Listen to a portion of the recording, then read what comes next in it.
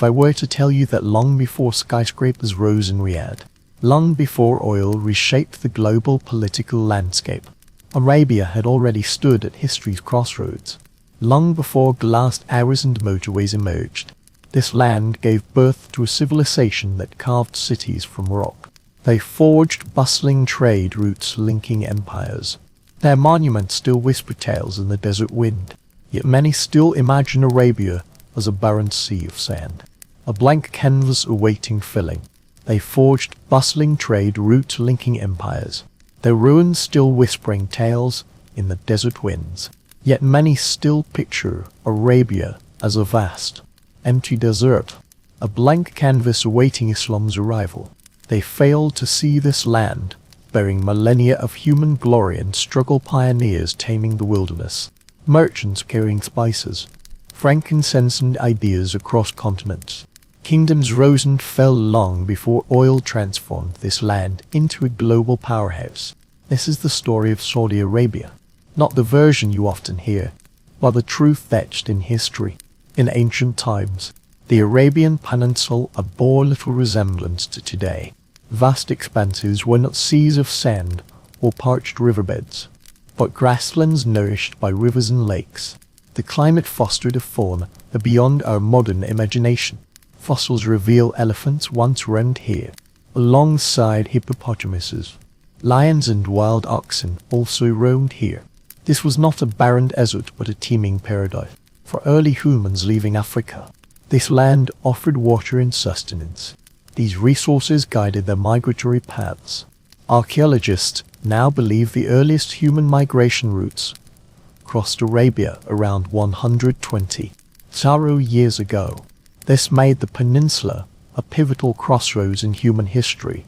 Stone tool remains along the shores of ancient dried Minas up lakes reveal where hunters once camped.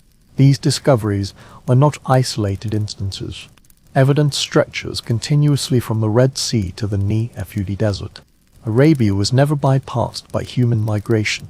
It has always been an essential passageway for humankind stepping into the wider world. A remarkable discovery in northwestern Saudi Arabia, scientists unearthed fossilized footprints within an ancient lake bed. These imprints, preserved for over 120 years, constitute the earliest direct evidence of human presence on the peninsula. Consider when these footprints were formed. The Egyptian pyramids lay still millennia in the future. This establishes the Arabian Peninsula as a core region for early human exploration. The people who left these footprints once shared this land with extinct animals.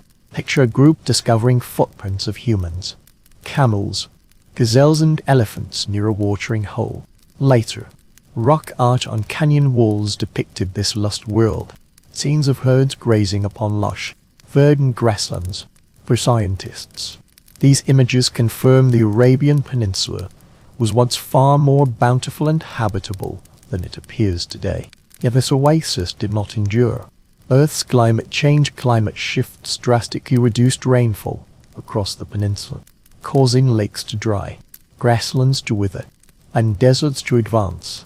Settlements near water sources faced increasing hardship year after year. Survival demanded migration, a ceaseless quest for wells, seasonal pastures, and safe desert routes. This nomadic necessity shaped centuries of life, giving rise to the Arabian pastoral traditions we recognize today. The notion that the Arabian Peninsula was merely a corridor between Eurasia and Africa is being challenged. New discoveries suggest it played a more pivotal role in human expansion. Archaeologists syndicate this land was not just a passageway, but likely a springboard for population spreading into Asia. If this holds true, Arabia not only witnessed early migrations but served as a central hub connecting to the wider world. As the climate grew increasingly harsh, new settlement patterns emerged. By the first millennium BC, organized communities had spread across the land, gradually evolving into kingdoms that shaped the region's cultural landscape. The Samud people of the northwest were among the earliest inhabitants, renowned for carving dwellings into sheer cliff. Archaeological remains reveal sandstone cliffs still bearing carved entrances, living quarters, and facades. These structures are documented in later Islamic traditions and early Assyrian texts, their architectural renown extending far beyond the Arabian Peninsula. Today, these rock-minus, hewn stone buildings stand as silent witnesses to a civilization that conquered desert cliffs, transforming rock faces into dwellings and monuments. Further south in the Eula Oasis, another power rose. The Lihani kingdom flourished between the 6th and 2nd centuries BCE. Its capital, Did-Ayam, controlled the caravan routes linking South Arabia with Mesopotamia and beyond. Unlike purely oral cultures, the Lihani left inscriptions in their own script, documenting administration, religious rites, and daily life. Over time, this script evolved into the later Arabic alphabet, demonstrating how cultural concepts transcend language and civilizations. Further north, desert trade reached new heights under emerging communities. The Nabatean nest rose around the 4th century BC. The most celebrated city of Petra in present minor stage, Ordon famed for its rock-miners cut tomb. Yet their influence extends profoundly into modern Saudi Arabia. The monumental tombs of Modha and Saleh, also known as Hira, still stand, their chambers carved into rose-minus-colored sandstone, making this a pivotal archaeological site, designated a U and ECO World Heritage Site. This landscape bears an enduring testament to desert civilization through its unique rock-minus-cut architecture. Minus the rose-minus-colored sandstone in complex forms, a significant archaeological site, designated a U and ESCO World Heritage Site. Minus here showcases the Nabatean-esque craftsmanship and territorial reach. These tombs, blending Hellenistic, Mesopotamian and indigenous Arabian styles, reveal their extensive regional connections. The kingdom's prosperity stemmed not merely from craftsmanship or geography. Its true wealth came from trade. The Arabian Peninsula was far from an isolated desert. It became the backbone of a global trade network. Luxuries traversed continents, frankincense from the southern highlands. Indian spices and other treasures journeyed north along caravan routes under the protection of local rulers. The same day, Lhya and Nab attained Ness all profited handsomely by controlling these trade flows. Thus, the desert transformed into a bridge connecting Africa, Asia and the Mediterranean world.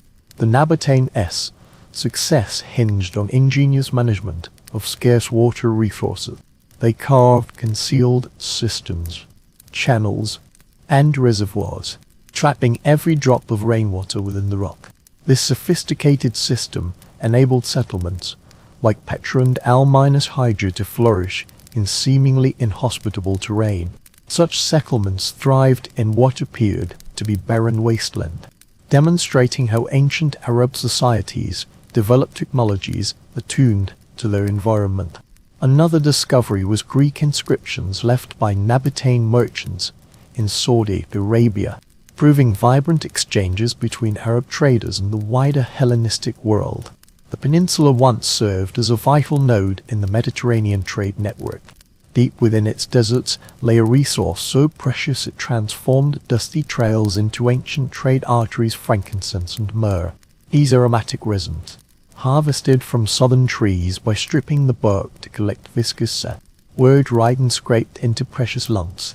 Merchants transported them northward. In ancient societies, these were not mere luxuries but carried spiritual significance. They graced temples from Egypt to Rome, featured in funeral rites, medicine, and perfumes, symbolizing status and power. Demand was so intense that writers declared their value surpassed gold, underscoring the resin's dominance in early market. This spurred vast trade networks, with camel caravans traversing endless deserts laden with resins, spices and other goods. Trade routes stretched north to the cities of Mesopotamia and west to Egypt and Mediterranean ports. Beyond frankincense, merchants transported cinnamon, pepper, precious stones, and textiles, forging deep connections between India East Africa, and the Hellenistic world, the Roman sphere. This ceaseless flow of commerce nurtured prosperous cities across the Arabian Peninsula, which levied taxes on caravans, safeguarded trade routes, and offered respite. These hubs gradually evolved into marketplaces, becoming crossroads where ideas, languages, and cultures converged. Historians have dubbed Arabia the Silk Road of fragrances, reminding us that the desert harbored engines driving global commerce. The scale of this trade astonished mighty empires. A famous example is Emperor Nero of Rome ordering vast quantities of frankincense to be burned at his wife's funeral in the 1st century AD. Records indicate this single ceremony consumed Arabia's entire annual import. To contemporaries, such extravagance was not merely astonishing but signified that the Roman Empire had reached the edge of the known world. For Arab merchants, this account confirmed their command over the vital routes to the east. It is recorded that this single ceremony exhausted Arabia's entire annual export quota. To contemporaries, this spectacle was not only staggering in its extravagance, but also demonstrated the Roman Empire's formidable power in reaching the edge of the known world. For Arab merchants, it cemented their homeland's reputation as the sole source of this sacred commodity, a status no empire could replicate.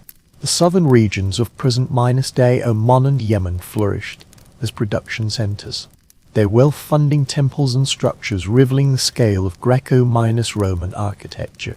These societies built irrigation systems, walled cities, and shrines dedicated to gods of fertility and prosperity, all projects sustained by resin profits. Archaeological evidence reveals these temples were not modest shrines but colossal structures, testaments to a civilization built upon a trade network spanning thousands of kilometers. Often overlooked is how the commerce of these diminutive resin parcels reshaped regional landscapes. Caravan routes necessitated the maintenance of wells, fortresses, and oases along their paths. Southern farmers tended the trees with care, while camel herders ensured the long journeys. Each community served as a link connecting the peninsula to distant empires. The influence of these trade routes transcended the rise and fall of kingdom. Centuries after Rome's collapse, Arabia still stood to the north, renowned as the land bearing the world's fragrances. Centuries before Islam's emergence, Mecca was already a vital hub. While southern kingdoms prospered on frankincense, the Hijaz region flourished through trade routes linking tribes and merchants. Mecca's status conferred both economic and spiritual significance. Unlike other towns, it neither sat upon fertile soil nor bordered great rivers. Its advantage lay in its geographical position, a crossroads for caravans from South Arabia, East Africa, and India. Merchants rested, traded, and resupplied here, making Mecca a vital nexus of slinking regions and empires. The flow of goods fostered its prosperity and strategic importance. At its heart stood the Kaaba, a cube venerated for centuries. Before Islam, tribes worshipped idols here, viewing their connection to the sanctuary as a symbol of status and identity. The Kaaba's sanctity was maintained through ritual, elevating it beyond ordinary architecture. Pilgrimage to Mecca was widespread long before Islam's advent. People came to worship deities, perform rites, and strengthen tribal bonds. The influx of pilgrims elevated the city's religious stature and created a steady income stream. Visitors brought markets, seasonal gatherings, and vast trade opportunities. Faith and commerce were inextricably intertwined from Mecca's earliest beginnings. This fusion emerged amidst the tribal societies of the Arabian Peninsula during its rise. Blood ties dictated allegiance, and disputes often sparked conflict. Yet despite rivalries, tribes shared customs, bound by cultural ties. Poetry played a central role in this cohesion. Verses recited at tribal gatherings carried honor, memory, and pride. In a land where writing was rare, oral recitation preserved history. Certain poets gained renown, their works carrying political weight. It is said that famous verses were once hung upon the Kaaba, signifying their importance to all tribes. Thus, Mecca became a stage where art, faith, and politics converged, a political crossroads. Mecca's unique character stemmed from its openness. Along the caravan routes linking the Red Sea to the Arabian interior, it welcomed treasures from beyond the peninsula. Indian spices, Chinese silk, Byzantine glassware, and Persian tapestries all graced its markets. Here, merchants encountered Africans, Persians, and Greeks, exchanging not only goods but also ideas. This cosmopolitan atmosphere exposed Meccans to diverse religion, cultures, and politics, while the Arabian Peninsula remained entrenched in tribal divisions. Mecca forged a unique identity through its vision of distant lands. It was not merely a desert city, but a pivotal hub within a vast network. The Kaaba's most captivating feature is the black stone set within its corner, revered even before Islam's emergence. This stone's origins remain shrouded in mystery. Some historians suggest it may be a meteorite, explaining its symbolism as a link to the heavens.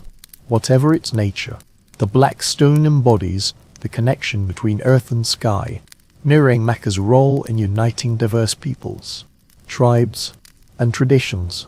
At this crossroads of faith and trade, poetry and politics, the city was poised for transformation. In 570 CE, an infant named Muhammad ibn Abdullah was born in Mecca. He belonged to the Quraysh tribe, the clan that controlled the city's trade. At that time, the Arabian Peninsula remained ununified, with tribes worshipping their own deities and maintaining hostile relations.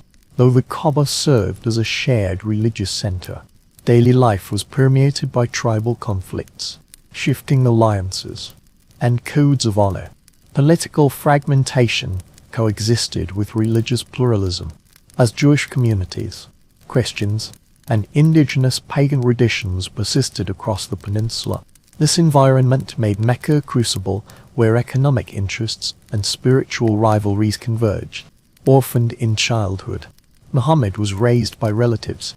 Though his family was impoverished, he gained renown for his integrity and trade. His merchant songs extolled his upright character, earning him the epithet the truthful one. People called him Al-Amin, meaning the trustworthy, a reputation that accompanied him until his revelation and established his authority in a society that revered loyalty and truth. Al-Amin, meaning the trustworthy. This reputation persisted until his revelation, establishing his credibility within a society that revered loyalty and truth. In his youth, he traveled with caravans across Arabia and neighboring regions, thereby encountering diverse cultures and belief systems, broadening his horizons beyond tribal life.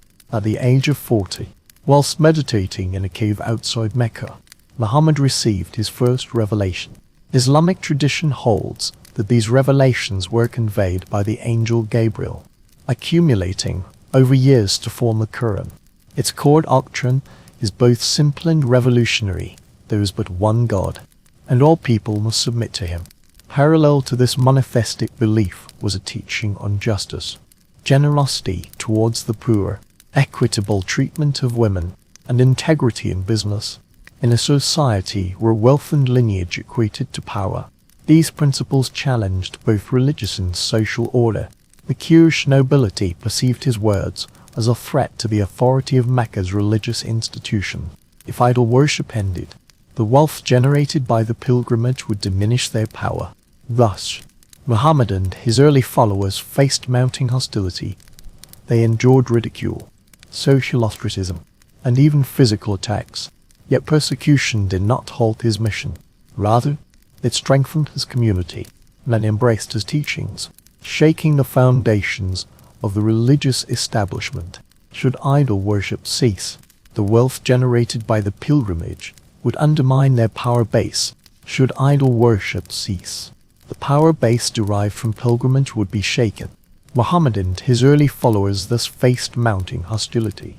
They were mocked, excluded, and even repeatedly attacked. Yet persecution did not halt his mission. Rather, it united the believers. Those drawn to his teachings were predominantly marginalist, slaves, the impoverished, and groups overlooked by Meccan elites. In a society where dignity was routinely denied, the promise of equality before the one God restored their worth. Even Mecca's renowned poets, celebrated for their ornate verses, could not match the Quran's power when recited in assembly. Its impact transcended any tribal poetry. This linguistic power conferred a unique advantage upon Islam, both establishing a new faith and uniting the Arabic language within a shared cultural framework. Across all and fractured by bloodlines and dialects, the Quran served not only as a sacred scripture, but also as an enduring foundation for identity. By 622 CE, hostility in Mecca intensified, with Muhammad and his followers facing daily threats. The Quraysh leaders sought to silence his call, as his proclamation of the one true God undermined their authority and the Meccan economy founded upon idol worship. At this critical juncture, Muhammad led his community north to the oasis city of Yathrib, later known as Medina. This migration marked a pivotal turning point, becoming the starting point for the Islamic calendar. For early Muslims, it signified a new beginning for their faith and the first opportunity to practice it openly. In Medina, Muhammad assumed dual roles as spiritual and political leader. His teachings were disseminated not only in private gatherings, but also integrated into the functioning of a well-organized community. Medina gathered diverse groups, Arab tribes, polytheists, Muslims, and long as established Jewish clans. This pluralism bred disputes, rivalries, and conflicts of interest. To ease tensions, Muhammad presided over the drafting of the Constitution of Medina. This document stands as the earliest charter guaranteeing rights that transcended religious and tribal boundaries, safeguarding the security of all communities while recognizing Muhammad's authoritative position, minus Jewish tribes. This coexistence of diverse groups gave rise to disputes, rivalries, and competing interests. To ease tensions, Muhammad oversaw the drafting of the Medina Charter, an early exemplar of a rights-guaranteeing document transcending religious and tribal boundaries. While acknowledging Muhammad's leadership, it provided security assurances for all communities. By linking faith with governance, Medina became the foundation of the first Islamic state. Life in Medina proved challenging. Skirmishes with Meccans escalated into major confrontations like the Battle of Badr and the Battle of the Trench, each testing the resilience of the fledgling community. Despite overwhelming odds, the Muslims' survival against the formidable Meccan coalition convinced all that divine favor was upon them. These conflicts reshaped the balance of power. The victory at Badr brought prestige, while subsequent struggles fortified the Muslims' conviction. The Medina community grew steadily, attracting followers and recognition across the Arabian Peninsula. By 630 CE, the scales of power had tipped decisively. Muhammad led his followers back to Mecca, no longer an isolated prophet, but the leader of a formidable movement. Mecca surrendered with little resistance. Muhammad entered the Kaaba, where tribal idols had been enshrined. The idols were removed, and the sanctuary was rededicated to the one God. This act established the Kaaba as the central symbol of Arab monotheism and confirmed Mecca as the spiritual capital of the faith. Within less than a decade, Muhammad accomplished what seemed an impossible feat, uniting warring tribes under the banner of Islam. By his death in 632 CE, the Arabian Peninsula had transformed from a realm of tribal fragmentation into a unified religious and political entity. The speed of this transformation astonished contemporaries, while its foundations extended far beyond his lifetime. In little more than 20 years, a new civilization, centered on Arabia, had sprung into existence. Following Muhammad's passing in 632 CE, the question of leadership swiftly arose. The caliphate was inherited by the rightly guided caliphs beginning with Abu Bakr, followed by Umar, Uthman, and Ali. Their rule maintained the peninsula's unity while driving rapid expansion. Within decades, Muslim armies reached Syria, Egypt, Mesopotamia, and Persia. For Arab tribes accustomed only to local strife, this expansion extended their influence beyond the empire's borders, linking their desert homeland to a world stretching from North Africa to Central Asia. Yet despite this far-reaching power, Arabia remained a spiritual heartland. Mecca and Medina, home to the Kaaba and the Prophet's mosque, anchoring the Islamic community to its roots. The 7th century saw a shift in this dynamic. The Umayyad Caliphate, rising in 661 CE, established its capital at Damascus, ruling territories stretching from Spain to the Indus River. Leadership thus shifted beyond the Arabian Peninsula. While the holy cities retained reverence, the peninsula's political influence waned. Tribes maintained local autonomy. Pilgrimage brought wealth, yet imperial decisions originated elsewhere. For the Arabs, this equilibrium was starkly evident, though no longer dominant in global politics. They held spiritual authority no external ruler could disregard. The Umayyad dynasty sustained its legitimacy through the Hajj. Rulers prioritized securing pilgrimage routes, enabling Muslims across the empire to journey to Mecca annually. Tens of thousands of caravans converged from Damascus, Baghdad, Cairo, and beyond. These pilgrimage convoys transcended geography, language, and culture, demonstrating the unity of the Islamic world. Historical records describe caravans traversing the desert, with wells, shelters, and escorts established along the routes. Later scholars termed these pathways roads of faith, reflecting the highly organized nature of the pilgrimage. The Abbasid Revolution, launched in Baghdad in 750 CE, marked a new turning point. This dynasty shifted the center of the Islamic world to Baghdad, establishing a new capital. Their dominion stretched from Spain to the Indus River basin, signifying a transfer of leadership away from the Arabian Peninsula. While the holy city retained its reverence, the peninsula's political influence waned. Tribes maintained local autonomy, and the pilgrimage brought wealth. Yet, imperial decision-making had relocated abroad. For the Arabian Peninsula, this equilibrium was evident, though no longer dominating global politics. It retained spiritual authority, a power no unruler could ignore. The Abbasid Revolution centered on Baghdad. This dynasty shifted the Muslim world center to Mesopotamia, while the Arabian Peninsula lacked a government. Its sacred status grew ever more pronounced. The Abbasids understood that controlling the holy city conferred symbolic legitimacy, even from distant Baghdad. They funded the restoration of the Kaaba, the construction of pilgrimage facilities. In return, the Arabian Peninsula received wealth, ideas, and knowledge from its visitors.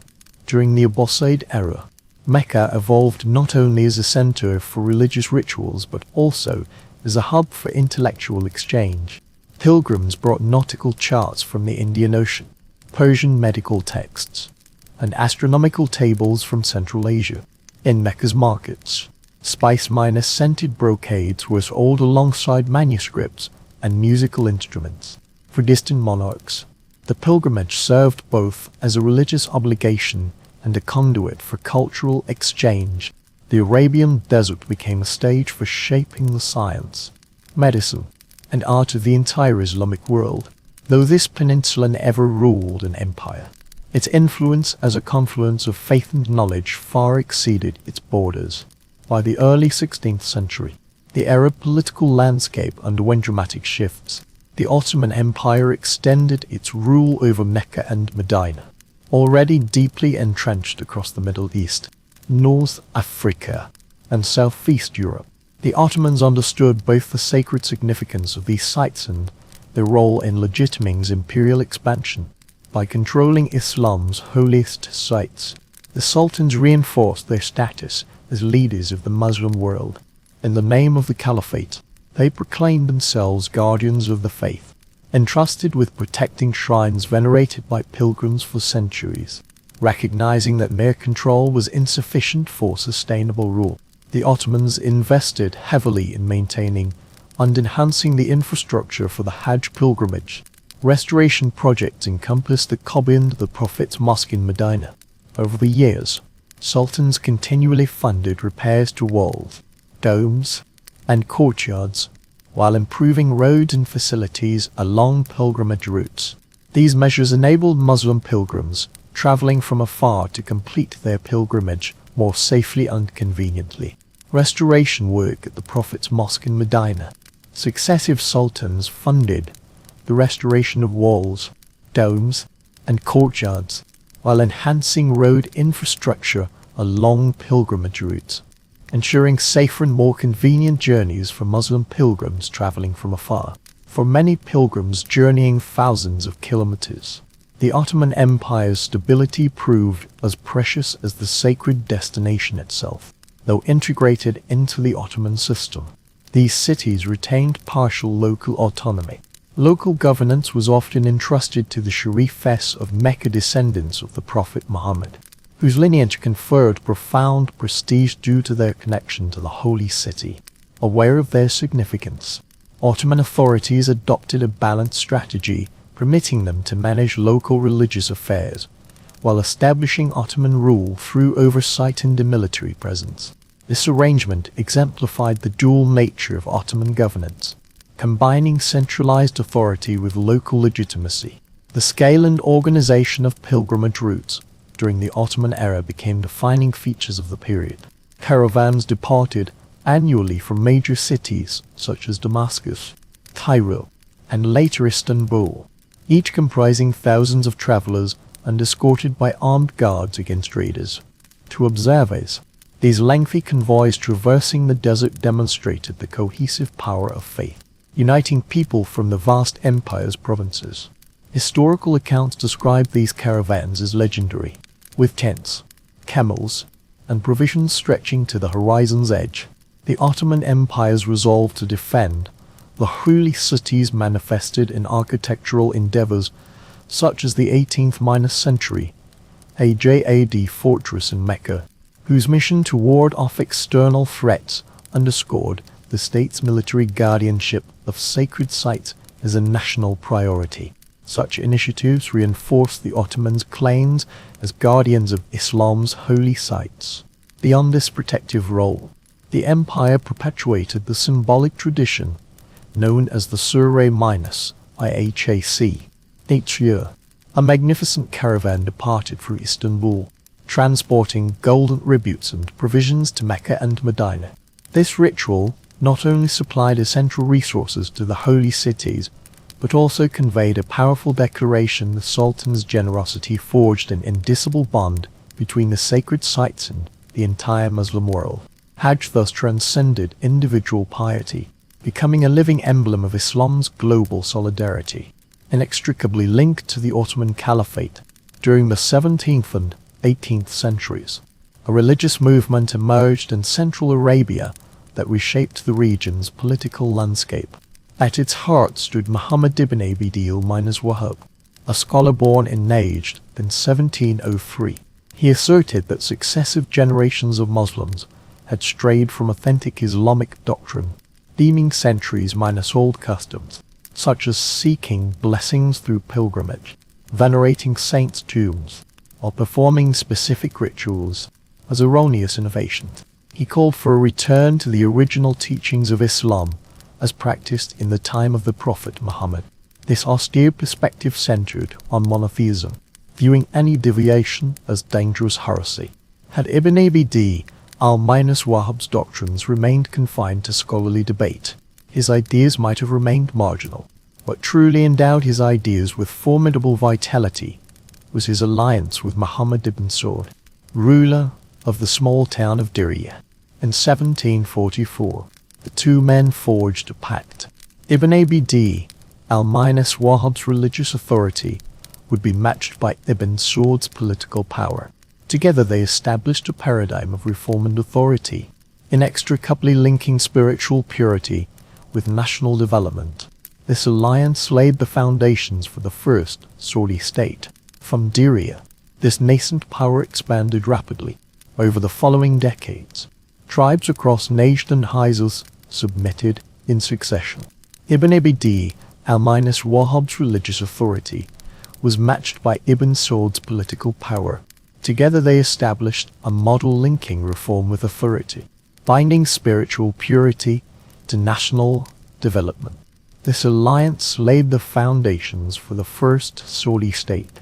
From Diriyah, the new regime expanded rapidly over the following decades.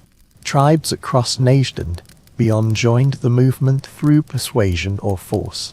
The alliance's appeal lay in its clarity of message and its capacity to unite tribes under a steadfast faith and visionary leadership.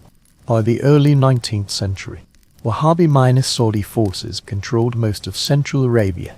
Their expansion continued unabated, advancing to capture Mecca and Medina, thereby incorporating Islam's holiest sites into their dominion.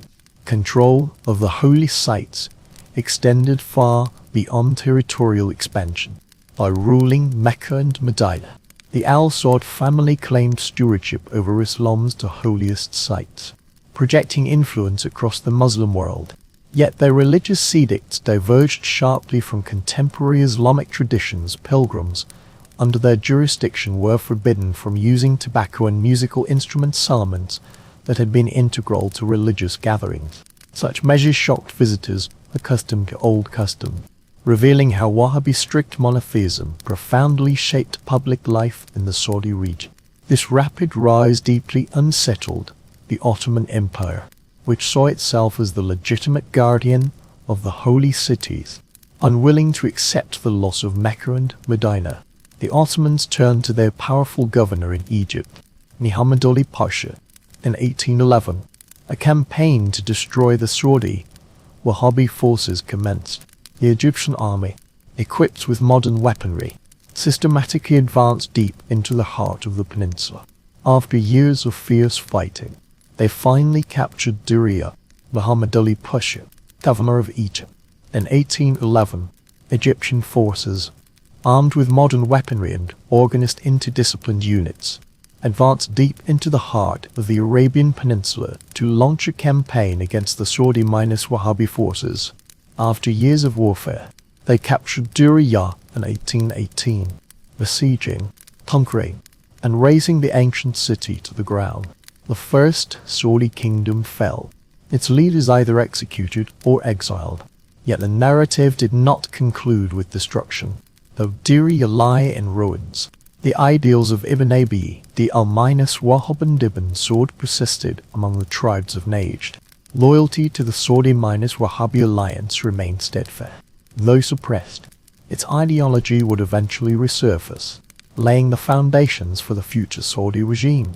Following Diriyah's fall in 1818, the Saudi-Wahhabi alliance appeared to disintegrate. Yet it soon revived under the leadership of Turki bin Abdullah. In 1824, Turkey captured Riyadh city that replaced Diriyah as the center of Saudi power. The second Saudi kingdom thus emerged. Despite its limited territory, the new regime demonstrated the Al Saud family's resolve to remain as established political authority in Central Arabia. Strategically positioned along vital desert trade routes, Riyadh became a robust base for rebuilding influence across the Najd region. The second Saudi kingdom's ascent faced multiple challenges. Unlike the first kingdom's rapid expansion, the new regime emerged within a fractured political landscape. Rival dynasties and tribal confederations across the Arabian Peninsula vied for control of oases, trade routes, and pastures. The Rashidi dynasty in the northern Sham mountains emerged as the principal adversary, bolstered by formidable alliances and ties to the Ottoman Empire. This dynasty posed a formidable challenge to Saudi rule in Riyadh. Their rivalry shaped the political landscape of the Arabian Peninsula for most of the 19th century, mutually defining the two major powers. The Rashid dynasty, entrenched in the northern Sham mountains, leveraged its formidable alliance network and ties to the Ottoman Empire to emerge as a formidable rival to the Saudi rule in Riyadh. Their rivalry dominated the political landscape of Central Arabia for most of the 19th century, jointly shaping the rise and fall of both powers. Despite persistent conflict, the revival of Riyadh as the Saudi stronghold held symbolic significance. This city became a pivotal hub for consolidating power, where Wahhabi doctrine and the authority of the Al Saud family were established.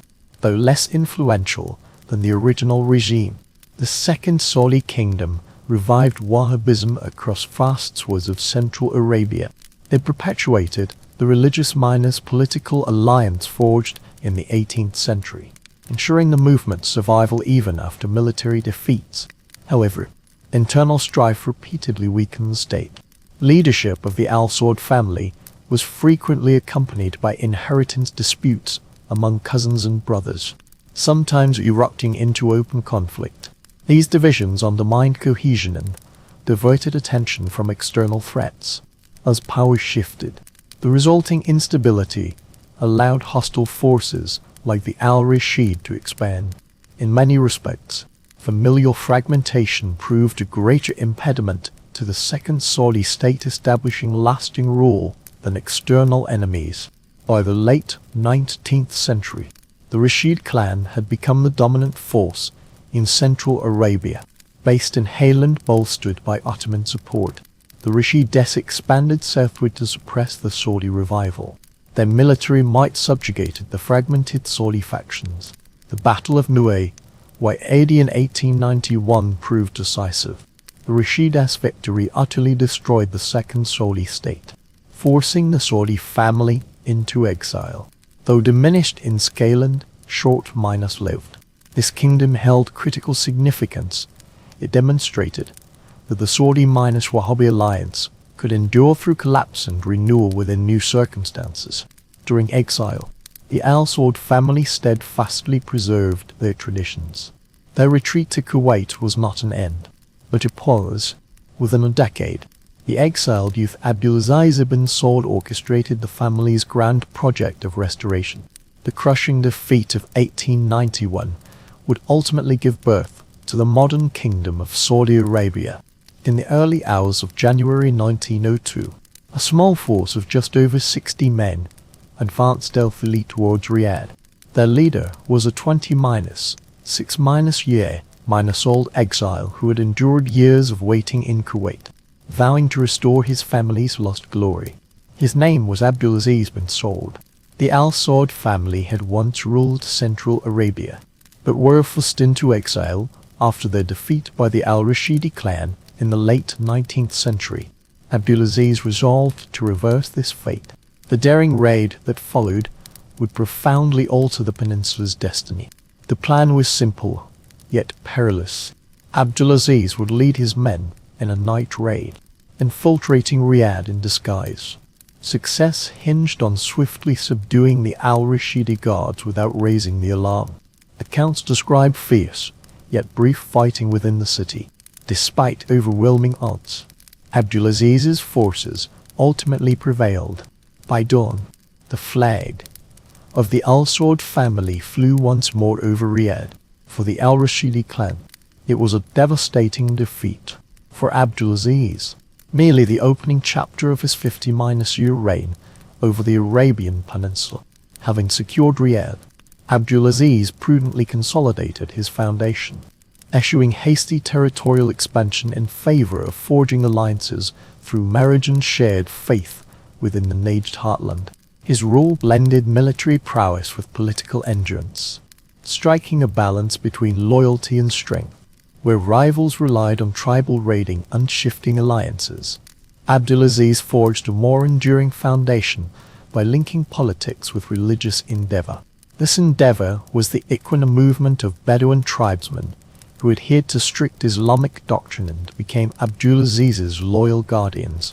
Unlike the loose tribal militias, the Ikhwan operated as a disciplined force fighting not merely for plunder but for their faith. Their existence enabled Abdulaziz to project authority across the desert in a manner unattainable by his predecessors when he launched campaigns into neighboring territories. These warriors provided both strength and legitimacy. The raid on Riyadh is often termed the Desert Trojan Horse, a diminutive force overwhelming a larger city. This campaign is remembered not merely as a military triumph, but as the rebirth of the Saudi royal house, a dynasty that had risen and fallen multiple times within Arabia's turbulent history. Its continued existence owed entirely to Abdulaziz's vision and resolve. Over the subsequent decades, he expanded the realm through warfare and diplomacy, but above all through his talent for inspiring loyalty and maintaining order. His leadership proved particularly exceptional at a time when tribal alliances frequently disintegrated. Abdulaziz forged stability through personal prestige and bonds beyond conquest, ruling for over half a century until the mid-20th century. During this period, he fathered more than 40 sons, a seemingly trivial detail that became central to Saudi political history. His descendants established a patrilineal succession system, passing the crown from generation to generation and molding the monarchy into the nation we recognize today. The seemingly impossible siege of Riyadh had repercussions far beyond its walls, laying the foundations for a new kingdom that united desert tribes and holy cities under a single rule. After reclaiming Riyadh in 1902, Abdulaziz ibn Saud faced a task few rulers could sustain, achieving the complete unification of the Arabian Peninsula over the ensuing 3 decades. Through tenacious will, shrewd diplomacy, and military conquest, he expanded control from the Najd region and territories of former rulers. Unlike his predecessors whose hold proved fleeting, Abdulaziz advanced steadily, ensuring each territory was bound to him through a dual grip of alliances and force, securing the allegiance of local tribal or city leaders. The first strategic stronghold was the eastern province of Al-Saud along the Persian Gulf Coast. This fertile land offered access to ports and rich farmland, supplying provisions for the growing kingdom while opening routes for future maritime trade. In 1913, his forces captured the Al-Saud oasis, bringing this vital economic hub under his control. This victory spread Abdulaziz's renown beyond Najd. Though nominally still under Ottoman sovereignty, the empire tacitly accepted his rule to avoid protracted conflict. Thus, his expansionist strategy continued Al-Saud, its oasis, securing control over a crucial economic center. This campaign elevated Abdulaziz's prestige beyond Najd's borders. The Ottoman Empire, which retained nominal sovereignty over the region, recognized his authority to avoid protracted confrontation. Thus, his expansion was not merely military, but also diplomatic, a balancing act frequently employed in subsequent years. His gaze then turned westward to the Hijaz region, home to Mecca and Medina. These 2 holy cities held profound symbolic significance, not only for the Arabian Peninsula, but for Muslims worldwide. They embodied the legitimacy of rule, allowing their rulers to claim the mantle of guardians of the faith. By the 1922s, the Hashemite-ruled Hijaz was embroiled in regional political strife, and the cost of maintaining its vast territories grew increasingly burdensome. Abdulaziz keenly perceived this vulnerability. By 1925, through a series of battles and negotiated surrenders, he entered Mecca and Medina. He emerged both as the unifier of Islam and as the self-appointed guardian of the holy sites. This act elevated his rule from a local authority to one of pan-Islamic significance. To the south, the rugged Asa region presented distinct challenges. This mountainous territory possessed a tradition of independence and formidable resilience. Abdulaziz gradually established his rule here through alliances with tribal leaders, reinforced by military operations. By the late 1922s, the incorporation of Asa consolidated his territorial reach. Under Abdulaziz's rule, Saudi Arabia achieved geographical unification stretching from the Hijaz to the Najd. The expanse he commanded now surpassed the combined territories of numerous European nations, representing the most extensive land unified by a single monarch in centuries. Abdulaziz diligently maintained bonds with incorporated tribes, frequently hosting tribal chieftains at lavish feasts requiring hundreds of camels per banquet. This display of generosity reinforced allegiance. His rule offered not merely dominion, but a promise of prosperity and dignity. Ancient traditions of hospitality were imbued with new political significance. His personal charisma and the shared conviction of his followers endowed the kingdom with unprecedented stability, a level of consolidation unattained by rulers of the Hashemite or Rashid dynasties. On 23 September 1942, Abdulaziz proclaimed the establishment of the Kingdom of Saudi Arabia, uniting the regions of Najd, Hijaz, Aysir and Dossa into a single sovereign state. This unification brought an end to 2 centuries of tribal strife that had fragmented the Arabian Peninsula, replacing it with a monarchy that combined tribal lineage with religious guardianship, thus merging political and spiritual legitimacy. The unification process itself was extraordinary, whilst most modern imperial expansions relied on rifles, machinery and external forces. Abdulaziz's campaigns still depended primarily on cavalry and traditional weaponry. Historians often cite it as the last great cavalry conquest of the modern era. This feat linked ancient Arabia to the new century, laying foundations for an age soon defined by oil rather than horses. Early 20th century, Arabia remained scarcely changed from centuries past. The kingdom's economy heavily depended on pilgrimage revenues during Mecca and Medina's Hajj season, with the remainder derived from small-scale trade in local agriculture. Caravans still traversed desert regions, lacking permanent infrastructure, and most communities lived without electricity or modern healthcare. For Abdulaziz, who had endured decades of unification campaigns, building a nation in such resource-prone terrain proved an immense challenge. Few anticipated that beneath the sands lay reserves capable of reshaping Saudi Arabia's, indeed the world's energy landscape. The turning point came in 1933 when Saudi Arabia signed an exploration agreement with American geologists, introducing specialist equipment and technology to the kingdom.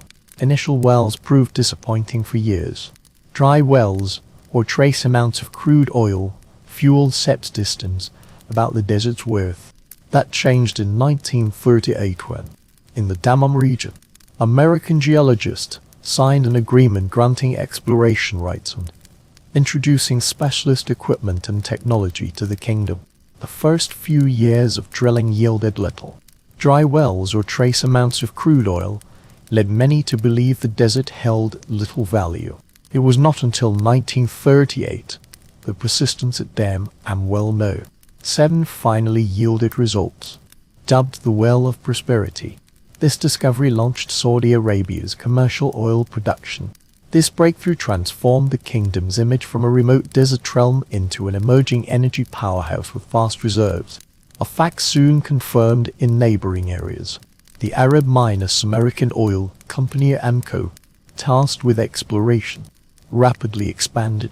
What began as a single production point evolved into a comprehensive system encompassing pipelines, storage facilities, and transport hubs. Tankers began ferrying Saudi crude to the Gulf region, linking this desert kingdom to global markets for the first time. King Abdulaziz, prudent yet ambitious, channeled the new revenues into nation. Building roads were laid across what had been a land of gravel. Ports were upgraded to handle oil exports and trade. Healthcare and education systems received fresh funding across most regions, with clinics and hospitals springing up in major towns and schools providing literacy and basic training for young Saudis. For most citizens, this was their first tangible experience of what a modern state could deliver. Oil wealth enabled the government to provide tangible benefits, deepening the bond between the royal family and the people. Each improvement further underscores Saudi Arabia's distinct identity. Schools impart literacy and foundational skills to Saudi youth. For many citizens, this represents their first tangible experience of what a modern state can deliver. Petroleum wealth enables the government to provide visible benefits, strengthening the bond between monarch and people. Every advancement distances Saudi Arabia further from its tribal, resource-minus deprived past. The earliest pivotal partnership in this transformation was forged with the United States. As the kingdom acquired drilling technology, the know-how for exploration and industrial equipment, America gained a reliable source of petroleum. This bond rapidly expanded beyond economics into broader political cooperation. In an era when European colonial powers still dominated the Middle East, the US-Saudi relationship stood out as uniquely grounded in trade and shared interests rather than direct rule. Prior to the oil era, the kingdom's most lucrative export was dates cultivated in oases, sold across vast markets stretching from India to the Mediterranean. Even today, annual production exceeds 1 million tons. Yet with oil's emergence, agriculture's economic significance rapidly declined, overshadowed by petroleum revenue. This stark contrast between income sources underscores the abruptness of the transformation. The pace of transformation accelerated relentlessly within decades of the first successful oil well. Power lines reached regions previously without electricity. Airports sprang up across deserts once traversed by camel caravans, and pipelines snaked across the desert, linking drilling sites to Gulf terminals. Entire towns sprang up around Saudi Aramco's industrial camps, housing both Saudi and foreign specialists. This nation, among the region's poorest at the turn of the 20th century, had by mid-century established itself as a global petroleum powerhouse. This rapid development laid the foundations for modern Saudi Arabia, ushering in a new era where the wealth buried deep within its sands reshaped every facet of political, social, and economic life. When World War II erupted in 1939, Saudi Arabia was a newly unified nation. Its foundations built upon the territories conquered by Ibn Saud over decades of warfare. Official statements declared the kingdom neutral, avoiding direct military involvement. Yet neutrality did not equate to isolation. The expanding conflict swiftly thrust Saudi Arabia's resources, geographical position, and political choices into the global spotlight. Oil extracted merely a year prior from major fields near Daman became pivotal to modern warfare. Aviation fuel, naval diesel, and mechanized armies now relied on petroleum to an unprecedented degree. This desert kingdom's burgeoning industry had become central to the Allied war effort. By the early 1940s, demand for oil surged dramatically as fleets, bombers, tanks, and supply convoys consumed vast quantities daily. Both Britain, leveraging its Gulf connections, and the emerging industrial power of the United States recognized the significance of Saudi reserve. Though Saudi exports remained far smaller than those from Iran or Iraq's vast oil field, both nations understood the strategic value of these reserves. With fleets, bombers, tanks and supply convoys consuming vast quantities of fuel daily, demand soared dramatically. Britain, with its Gulf connections, and the emerging industrial power of the United States both recognized the significance of Saudi reserves. Although Saudi exports remained minuscule compared to the vast fields of Iran or Iraq, the kingdom's role grew increasingly prominent with the establishment of the American-operated Saudi Arabian Oil Company Aramco base. Though Saudi Arabia publicly avoided taking sides, its oil supply quietly underpinned the Allied logistical system. The land bridge between the Red Sea and the Persian Gulf conferred strategic weight on Saudi Arabia in an era bristling with global strategic choke points. Securing fuel supply routes proved as vital as crude oil production itself. Neutral Lebanon faced civil war challenges, while Allied leaders fretted over Axis propaganda offensives in the region. The king urgently required fiscal stability to sustain Hajj revenue. Yet the Arab kingdom's traditional economic pillar shrank precipitously during wartime as global travel grew perilous and restricted. As primary income streams faltered, oil royalties from Aramco became increasingly vital. What had been supplementary revenue now became the economic lifeline sustaining the kingdom, propping up the entire realm beyond its war-torn borders. Saudi Arabia's decisive moment on the world stage arrived in February 1945, mere weeks before the conclusion of the European theatre. President Franklin D. Roosevelt, returning from the Yalta Conference with Churchill and Stalin, proactively sought an audience with Ibn Saud. The two met aboard the USS Quincy, an American naval cruiser stationed in the Suez Canal, marking the first encounter between a U.S. president and a Saudi king.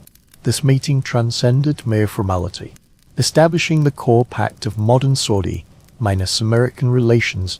The United States would provide political recognition, technological support, and long-term security guarantees in exchange for a stable supply of Saudi oil.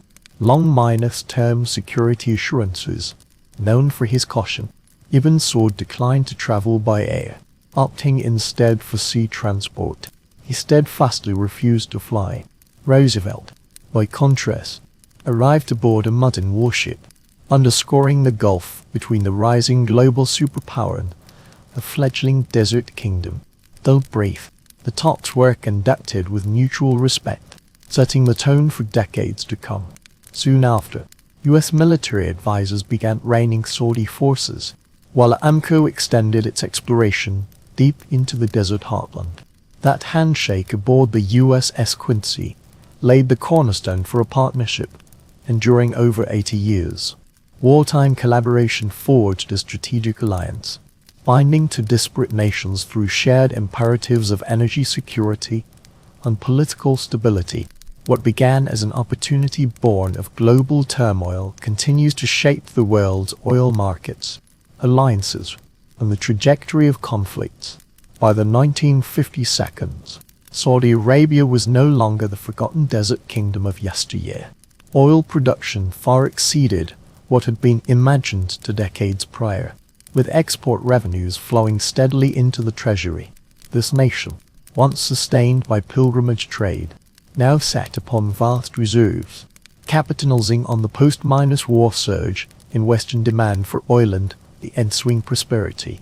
Saudi Arabia achieved unprecedented development in its history. Transformative infrastructure changes were particularly striking. Newly built highways connected remote regions long reliant on centuries-old camel trails. Transportation, once slow and seasonally constrained, now traverses the vast desert in mere hours by car.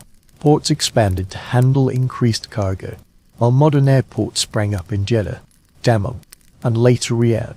These air links not only carried international personnel and goods, but also propelled Saudi Arabia into an ever-expanding global system.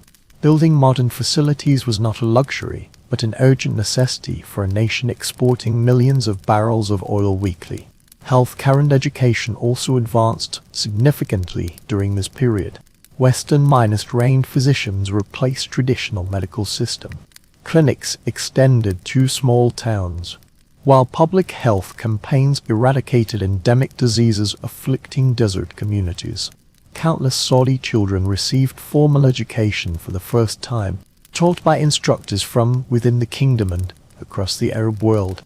Universities were established, with Riyadh's King Saud University becoming a vital center for cultivating a new generation of professionals.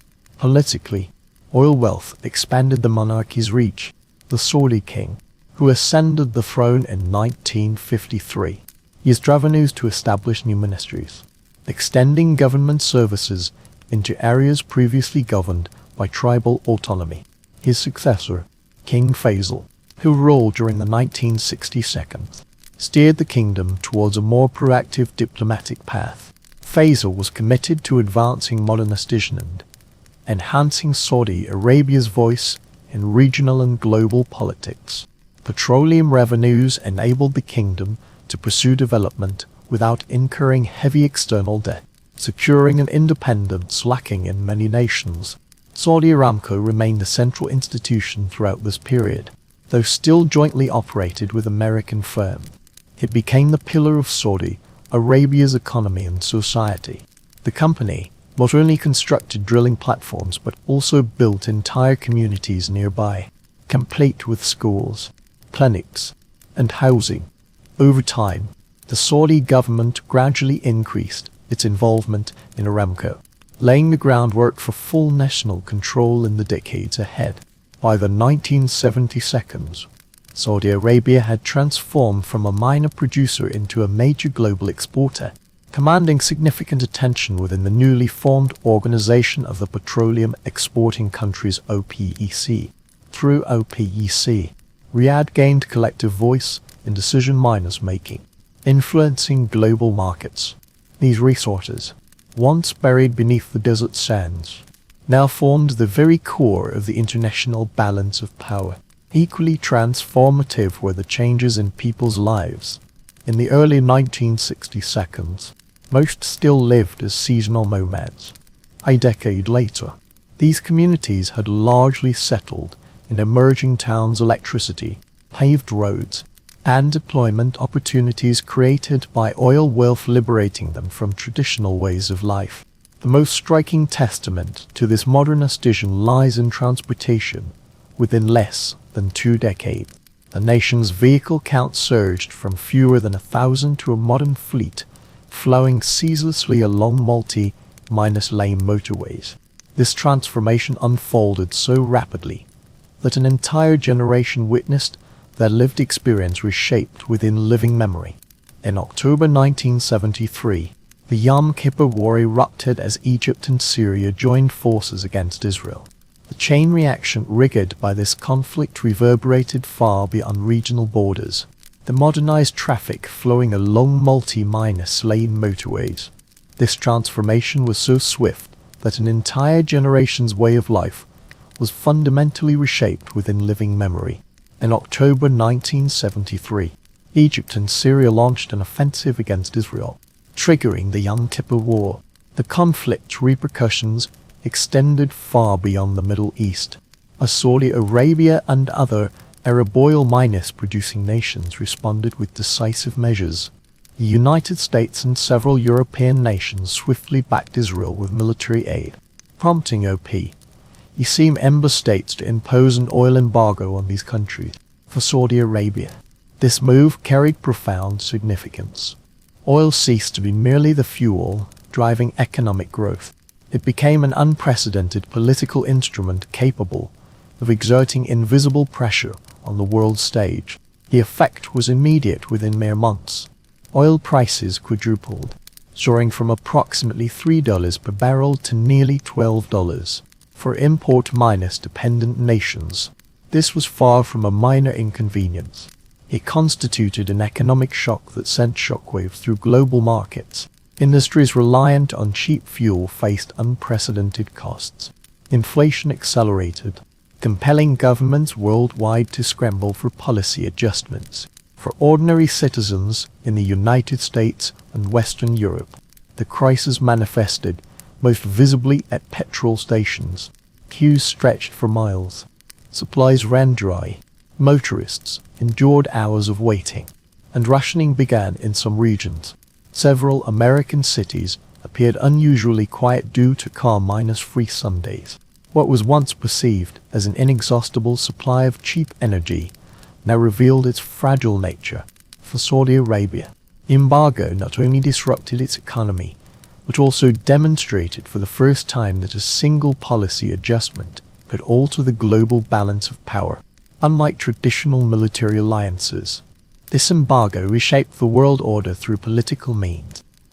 Free Sundays left motorways strangely quiet. What seemed an endless cheap energy supply now showed its fragility. For Saudi Arabia, the embargo did more than disrupt economy. It showed for the first time that a single policy shift could change the global power balance. Unlike traditional military alliances or land talks, This was influence wielded through a resource beneath the sand. Western leaders had to admit access to Saudi oil was not guaranteed in ties with Riyadh were critical to their own national security. The kingdom, which spent much of the early 20th century after achieving domestic unification, Saudi Arabia suddenly became the center of world politics. Within the kingdom, surging revenues transformed daily life. Oil profits nearly doubled overnight and were invested in national modernization. Schools expanded rapidly. Universities admitted more students, and scholarships enabled Saudis to study abroad. Hospitals were upgraded, new clinics opened, extending healthcare to long-minus neglected communities. Infrastructure projects reshaped the physical landscape, from paved roads connecting remote regions to the national grid and new housing developments expanding cities. This wealth surge also forged a new image for the kingdom once characterized by pilgrimage and nascent oil revenues. This modest nation now wielded clear influence over the world's strongest economies. Its position within OPEC proved particularly formidable, with the organization's production, quotas and pricing schemes exerting influence far beyond the Middle East. This crisis cemented Saudi Arabia's recognition not merely as an oil exporter, but as a pivotal force shaping the global order. This crisis established Saudi Arabia, and not merely as an oil exporter, but as a pivotal force in shaping the modern global economy. The 1973 events had profound repercussions. Western energy policies pivoted almost simultaneously, with governments launching alternative energy development and energy conservation programs. Yet the deeper lesson was that Saudi Arabia had ascended to the ranks of the world's most strategically significant nation. That unilateral decisions signaled that oil was not merely a commodity, but a strategic instrument capable of reshaping international alignments, destabilizing economic foundations, and reminding the world that this desert kingdom had become an unignorable power, one of the most strategically pivotal nations. Its unilateral decisions signaled that controlling oil was not just about commerce, but an instrument of international influence capable of reshaping alliances, destabilizing economies, and compelling the world to recognize that this desert kingdom had become an unignorable foe. In November 1979, Mecca's tranquility was shattered by the gravest crisis in Saudi Arabia's modern history. Hundreds of militants led by Juhayn and al-Sotabi stormed Islam's holiest site, the Grand Mosque in Mecca. Immediately after dawn prayers, pilgrims were wrapped within as the militants fortified courtyards and basements with smuggled weapons. This occupation not only placed pilgrims in dire peril, but also marked a turning point for Saudi Arabia on the international stage. Al-Sotabi's militants stormed Islam's holiest sanctuary, the Grand Mosque. Immediately after morning prayers concluded, worshippers found themselves trapped within, as the militants fortified the mosque's courtyards and basements with illicitly acquired arms. This occupation constituted not merely an armed assault on the Saudi monarchy, but a direct challenge to its status as custodian of Islam's two holiest cities. The militants justified their actions by denouncing the Saudi rulers as corrupt, asserting the kingdom had lost its Islamic purity. Juhayn even swore allegiance to a figure they termed the Mahdi, the messianic leader of Islamic tradition. Selecting the sacred mosque as their stronghold was precisely to confer ultimate religious authority upon their call. Yet for the royal family, the symbolic significance proved far more damaging. Control over Mecca underpinned the very foundations of their global legitimacy, and any sign of unrest at the holy site threatened to undermine their ruling authority. Saudi security forces swiftly encircled the complex, but reclaiming control proved far from straightforward. The mosque complex featured vast courtyards, high-rise buildings, and an underground labyrinth unfamiliar to the pursuers, a network of cellars and tunnels the attackers had never navigated. Each assault met organized resistance snipers concealed in the minarets suppressed soldiers. while militants fortified defensive positions in elevated corridors. This battle became one of the most perilous protracted conflicts ever waged on Saudi soil. Conventional assaults repeatedly faltered, stretching days into weeks. The Saudi military thus sought external assistance, discreetly bringing in French advisors with urban counter-terrorism expertise. Officials maintained a low profile, avoiding the negative perception of foreign, Muslim soldiers entering the holy site. The advisors imparted tactics and equipment, while the Saudi forces executed the operations. These adjustments signaled a strategic shift following significant casualties caused by initial missteps. Beneath the mosque, combat intensified. The complex concealed subterranean burial vaults and tunnels where militants stockpiled supplies. The image of non-Muslim soldiers entering sacred ground. Advisors imparted tactics and equipment, while Saudi forces conducted the actual operations. These adjustments signaled a tactical shift. Previously, initial missteps had resulted in heavy casualties. The underground combat proved more arduous, with a complex network of crypts and tunnels within the complex serving as strongholds for militants to store supplies and ambush forces. Operating in such confined spaces risked catastrophic losses. To eliminate the last pockets of resistance, Saudi forces injected toxic gas into certain underground areas, forcing insurgents into more open spaces to conclude the fighting. After nearly 2 weeks of fierce fighting, control of the mosque was restored, yet the price was steep. Saudi military capabilities were diminished, and its international standing tarnished. The incident shocked Muslims worldwide, as the very notion of militants bringing combat to an Islamic holy site had previously been almost inconceivable. Governments across the Muslim world watched with alarm as the attack exposed vulnerabilities. The Saudi royal family moved swiftly to repair its legitimacy. One measure involved strengthening ties with religious institutions, granting greater authority to clerics, and implementing stricter cultural controls. The government aimed to quell domestic criticism from conservative faction to prevent mass panic during the crisis. Saudi authorities even halted international broadcasts of the Hajj pilgrimage. Though this temporary measure was exceptional, the trauma inflicted by the siege ran far deeper than weeks of combat. It reshaped domestic policy, bolstered religious authority, and starkly reminded the ruling family of how fragile sovereignty could be when challenged within Mecca's very walls. In August 1990, Iraqi leader Saddam Hussein ordered his forces to invade neighboring Kuwait, overnight upending the Gulf's power dynamics. Within days, Iraqi forces occupied the oil-rich emirate, placing Saudi Arabia's northern border directly under enemy threat.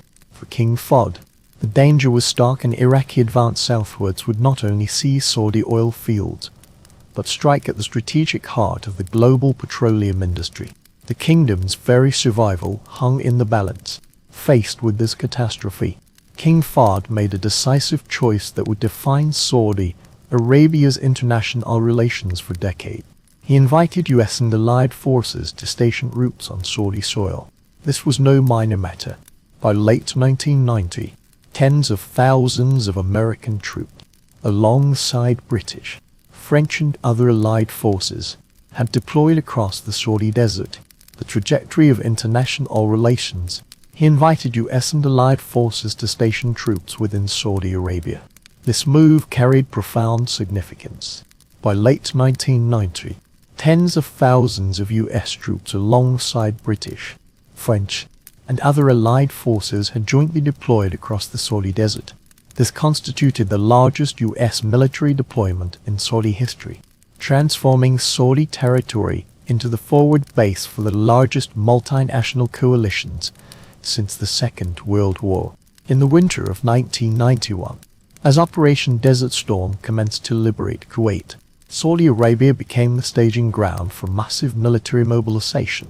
Allied warplanes launched daily airstrikes from Saudi bases, while ground forces assembled in readiness for the final land campaign. The kingdom's geographical position rendered it indispensable. Its open terrain accommodated vast troop and equipment deployments along the Kuwaiti front line, while its southern location safeguarded supply lines for the United States. This collaboration cemented Saudi Arabia's status as a pivotal Middle Eastern ally. This deep bond, forged over decades, ultimately proved irreplaceable at a critical juncture. Its geographical advantage rendered it indispensable. The open terrain could accommodate substantial troop and equipment concentrations near the Kuwaiti front line while being sufficiently southerly to safeguard supply lines for the United States. This collaboration cemented Saudi Arabia's status as a pivotal Middle Eastern ally. A long-standing bond forged around oil in the 1940s now expanded into overt military cooperation. In return for providing secure energy supplies, Saudi Arabia gained not only equipment and training, but tangible defense assurances against one of the region's most aggressive armies. The Gulf Wars cemented this pact, embedding the concept of US-Saudi security ties within a global strategic framework. Yet the alliance also bred problems. Foreign troops, particularly stationed in Islamic lands where specific sacred sites had barred outsiders for centuries, now established bases mere hours from Mecca and Medina. Critics accused the royal family of sacrificing religious purity for political survival. Among young radicals in the Muslim world, this choice fueled opposition movements, shaping the landscape of the 1990s and beyond. Economically, Saudi Arabia shouldered a colossal burden. Estimates suggest the kingdom committed over $50 billion to support coalition operations, covering expenditures from supplies to infrastructure.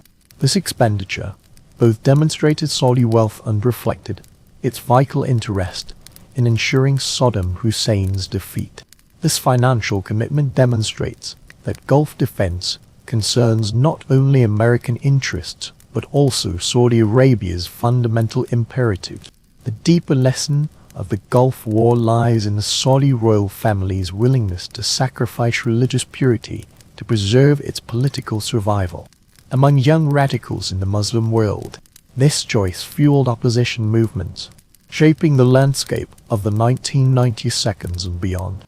Economically, Saudi Arabia shouldered an immense burden. Estimates suggest the nation committed over $50 billion to support coalition operations, covering expenditures ranging from logistical supplies to infrastructure development. This expenditure not only demonstrated Saudi Arabia's wealth, but also underscored its vital interest in ensuring Saddam Hussein's defeat.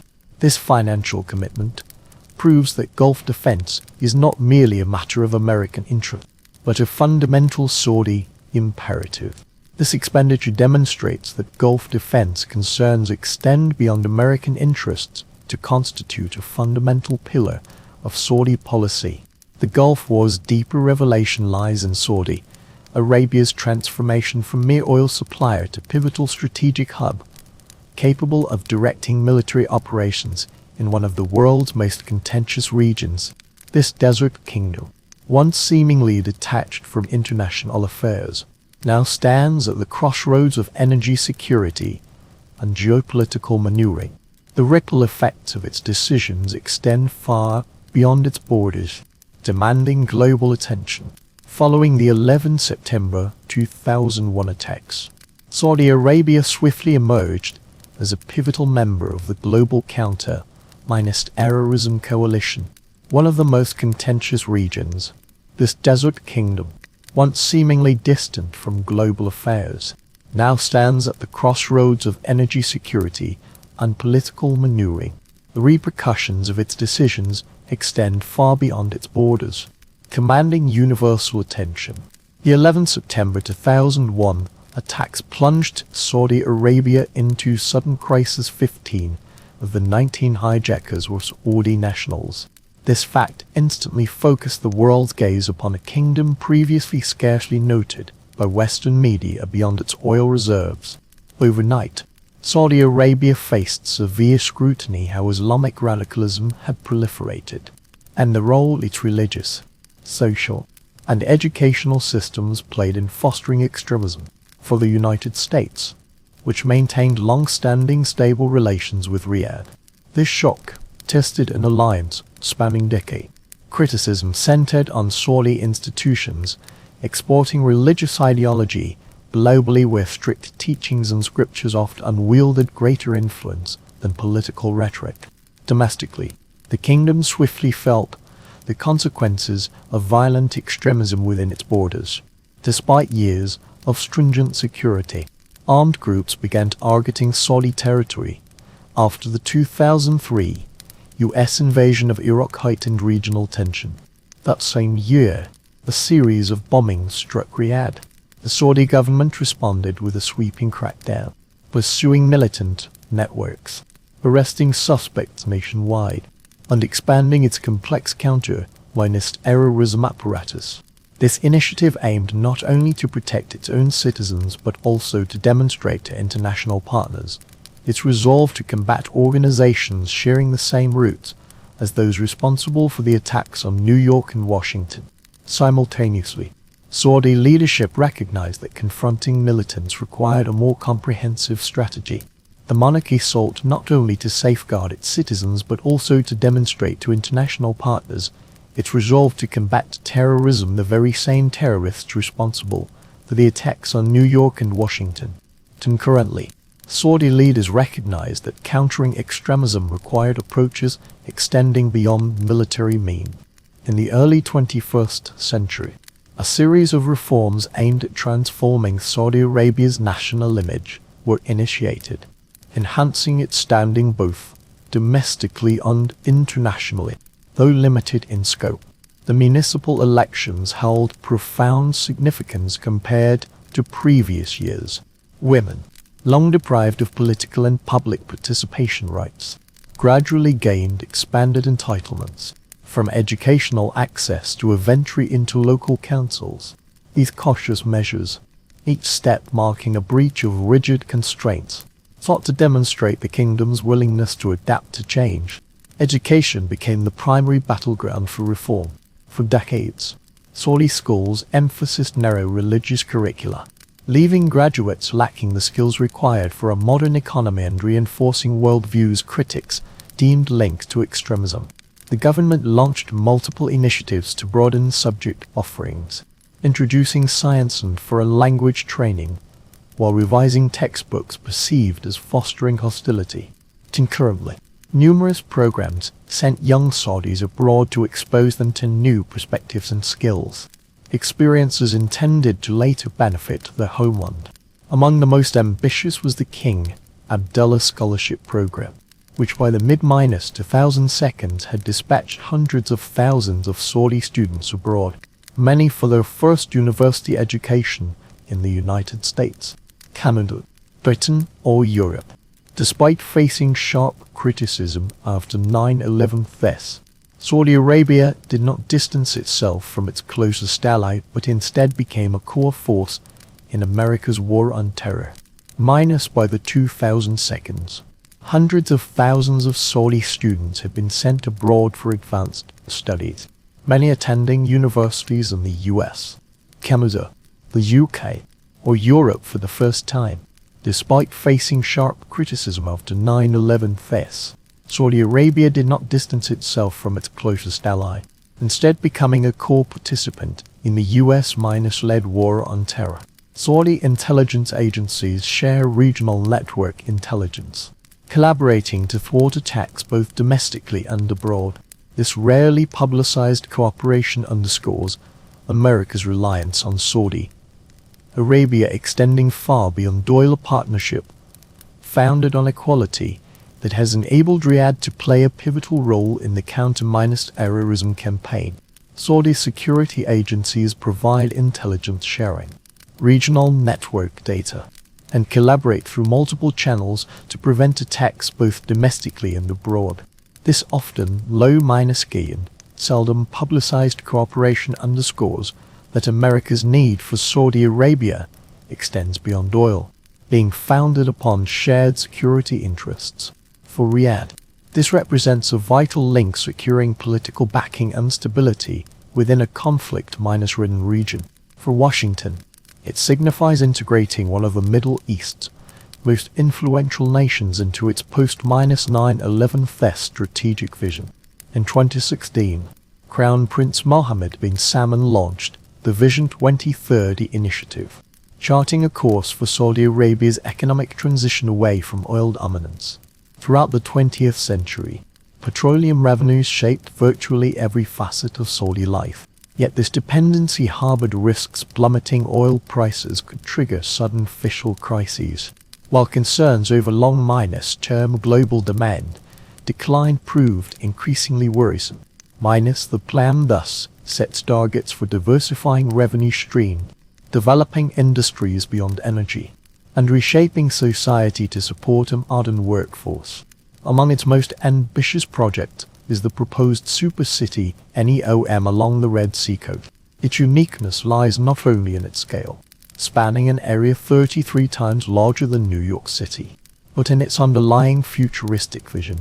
Developers propose numerous innovative concepts districts free from traditional infrastructure, powered by renewable energy artificial intelligence, integrated into daily life entire neighborhoods built on advanced technology rather than conventional infrastructure. While critics question the plan's feasibility, the project embodies Vision 2030's core theme, moving far beyond current urban models to position Saudi Arabia as a global innovation leader. Alongside this mega project, investment is also flowing into renewable energy and technology. Multiple regions are planning solar and wind energy facilities, aiming both to reduce local energy dependence and cultivate exportable expertise. Saudi Arabia is also prioritizing tourism as a key driver of economic diversification, restoring historical sites across the peninsula, easing visa restrictions for international visitors, and developing coastal resorts to attract tourists. Groups who previously seldom considered Saudi Arabia a travel destination. These initiatives reflect a broader trend of openness, extending beyond commerce into cultural exchange. Transformation has also extended into the social sphere. In recent years, numerous restrictions that once defined Saudi daily life have noticeably eased. The decades-long ban on women driving was finally lifted, marking a significant shift in gender policy. Cinemas, closed since the early 1980s, have reopened, fostering an emerging entertainment industry. Sporting events and live concerts have transitioned from rare occurrences to regular features of public cultural life.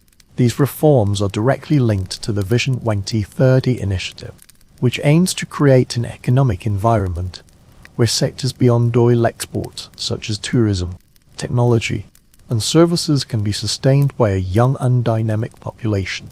Yet resistance to reform persists, and balancing religious traditions with modernist vision remains an ongoing challenge for the royal family. Domestic concerns over change have fueled debates highlighting the tension between rapid transformation and entrenched traditional norms. International scrutiny persists regarding its human rights record and restrictions on political expression. Such critiques underscore that modernist vision alone cannot dispel international doubts about governance and accountability. Nevertheless, the Vision 2030's ambitious scope positions it as one of the world's most forward-thinking national strategies. Should its objectives be realized, this plan would transform Saudi Arabia from an oil-dependent nation into an economy underpinned by innovation, renewable energy, and cultural industries.